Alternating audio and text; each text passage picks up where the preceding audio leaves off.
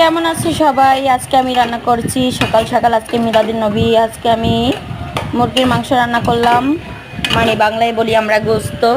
তো হ্যাঁ, হিন্দুরা মাংস বলে বা মুসলমান গোস্ত বলে, এরকম কোনো বিষয় নেই। আসলে যে যেটা বলেই পারে, এরকম কোরআনে কোনো লেখা নাই যে আপনি হিন্দু মাংস বলবে, মুসলমান গোস্ত বলবে, অনেকেই বলেন। তো যাই হোক, অন্য কথায় আসি। তো আজকে আমি গরম গরম ভাত রান্না করেছি, আর ভাতটা দেখাইলাম না, সেটা আগেই হয়ে গেছে। ভাত ছেঁকা দিলাম, এরপরে মাংসটা বসিয়ে দিলাম, মাংসটা কষাইলাম, একটি ভিডিও বানিয়ে নিলাম। আর গরম গরম ভাতের সঙ্গে মাংস ভুনা খাবো। একটু পরে জল দিয়ে দিব। জল দেওয়া শেষ হইলে 10-15 মিনিট এভাবেই থাকবে। তারপরে মাংসটা হয়ে গেলে গরম গরম ভাতের সাথে সকাল সকাল খেয়ে নিব।